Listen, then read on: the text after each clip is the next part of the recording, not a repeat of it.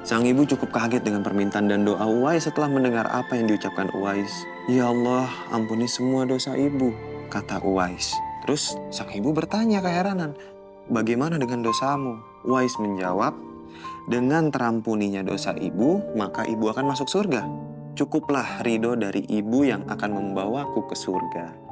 Seketika Allah Subhanahu wa Ta'ala memberikan karunia untuknya, keinginan tulusnya dan cinta ibunya membuat ia sembuh dari penyakit kulitnya dan tertinggal bulatan putih sebesar 2 dirham di tengkuknya.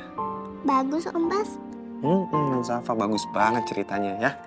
Sejujurnya, aku merasa miris dan sedih melihat Safa yang malah sekarang lebih dekat sama Bas.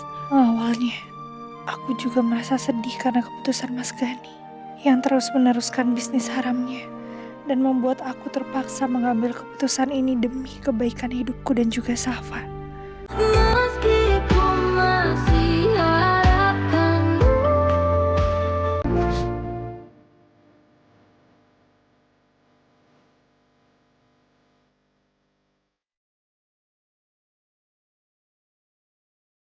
Sudah Bas, semoga luka kamu cepat kering ya.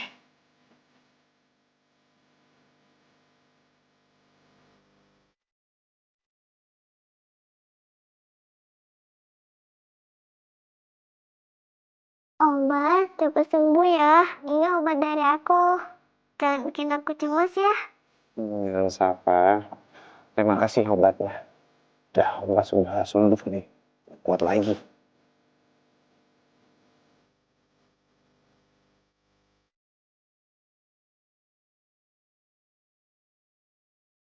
Terima kasih. Bu Luna udah ngobatin saya. Saya mau ke kamar mandi bersih-bersih dulu.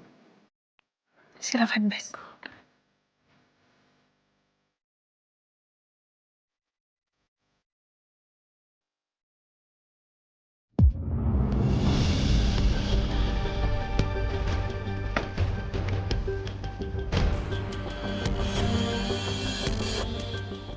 Mesti gua apain di pistol? Menurut gua nih Gan, daripada lu simpen, mendingan lu buang. Lu mau gua buangin? Gak usah, Dan. Diri gue sendiri yang bergerak. Karena mulai sekarang, hantu udah gak punya kekuatan apapun untuk menekan dan mengancam gue dan keluarga gue lagi.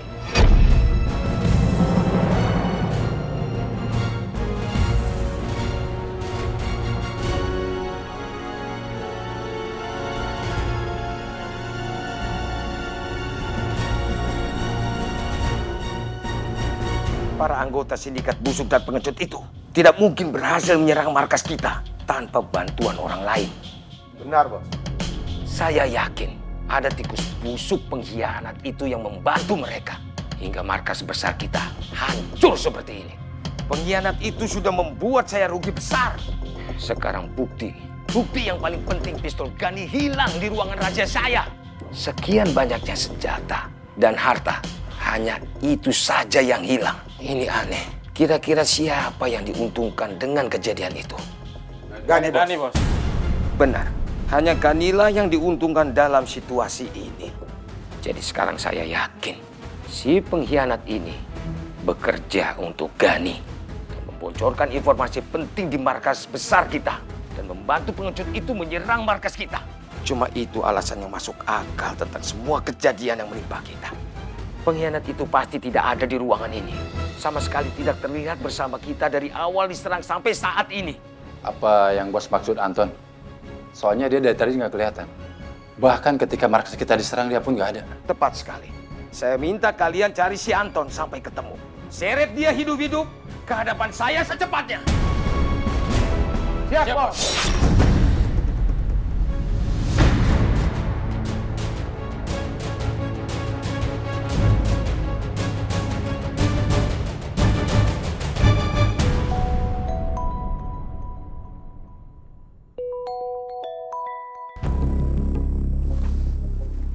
Halo Pak Daniel, Halo Anton, kenapa?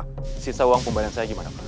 Penyerangan sudah saya lakukan, dan tugas saya bisa dibilang dengan sukses. Tapi sampai sekarang nggak ada kabar. Secepatnya akan ditransfer ke rekening lu. Lo nggak usah khawatir, Gue sama Gani nggak akan ikat janji. Saya butuh uang itu sekarang, Pak. Oke, gue ngerti. Tapi kenapa kayaknya lo panik banget ya? Saya tidak menunggu, Pak.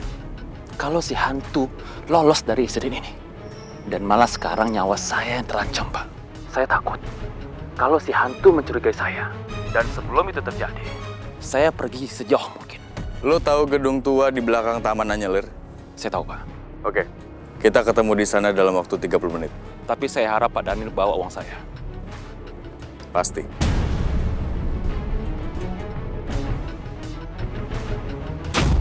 Pernah baca buku ini belum? Belum, Om. Belum. Kalau gitu sekarang Om Bas bacain tentang anak yang berbakti kepada ibunya. Seru, Om, ceritanya. Wah, seru banget Nan Safa. Nih, dengerin ya. Om Bas ceritain. Ini itu tentang cerita yang sangat terkenal. Dari seorang pemuda bernama Uwais Al-Qarni yang menggendong ibunya dari Yaman berjalan kaki sampai ke kota Mekah. Uwais Al-Qarni melakukan itu karena itu adalah permintaan sang ibu yang sudah tua. Terus, Om? Nah, walaupun sangat sulit untuk Uwais Al-Qarni, baginya keutamaan dirinya adalah merawat dan mengabulkan semua permintaan ibunya. Ketegarannya tersebut menjadi kisah mulia bagi anak dan ibu semasa zaman Rasulullah SAW. Ketika Uwais sedang menunaikan ibadah haji bersama ibunya, Uwais berjalan menggendong ibunya wukuf di Ka'bah. Sang ibu meneteskan air mata telah melihat Baitullah. Sang ibu cukup kaget dengan permintaan dan doa Uwais setelah mendengar apa yang diucapkan Uwais. Ya Allah, ampuni semua dosa ibu, kata Uwais. Terus sang ibu bertanya keheranan, bagaimana dengan dosamu? Uwais menjawab, dengan terampuninya dosa ibu, maka ibu akan masuk surga. Cukuplah ridho dari ibu yang akan membawaku ke surga. Seketika Allah Subhanahu wa Ta'ala memberikan karunia untuknya, keinginan tulusnya dan cinta ibunya membuat ia sembuh dari penyakit kulitnya dan tertinggal bulatan putih sebesar 2 dirham di tengkuknya. Bagus, Om Bas. Nan Safa, bagus banget ceritanya ya. Sejujurnya, aku merasa miris dan sedih melihat Safa yang malah sekarang lebih dekat sama Bas. Awalnya, aku juga merasa sedih karena keputusan Mas Gani yang terus meneruskan bisnis haramnya dan membuat aku terpaksa mengambil keputusan ini demi kebaikan hidupku dan juga Safa. Seandainya saja Mas Gani bisa menjadi imam yang baik buat aku dan Safa, maka mungkin saja situasinya akan berbeda. Hidup kami akan bahagia. Mas Gani gak pernah mengajarkan agama pada Safa sedikit pun.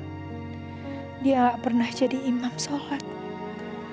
Bahkan dia gak pernah bacain cerita-cerita menarik dan menyentuh seperti yang saat ini Bas lakukan pada Safa. Ya Allah, kepalaku pusing sekali. Bu Nuna pucat banget loh Bu. Bu Nuna gak mau istirahat aja di kamar? Iya, Bas.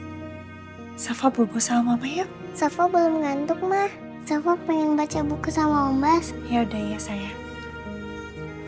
Bas, aku titip Safa ya. Nanti kalau misalnya dia udah ngantuk, tolong antar ke kamar. Iya Bu Nuna, nanti saya antar Non Safa ke kamar. Safa jangan nakal ya, Nak.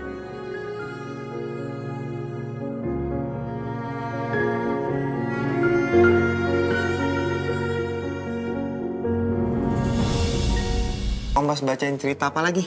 Yang menarik, Om. Yang menarik.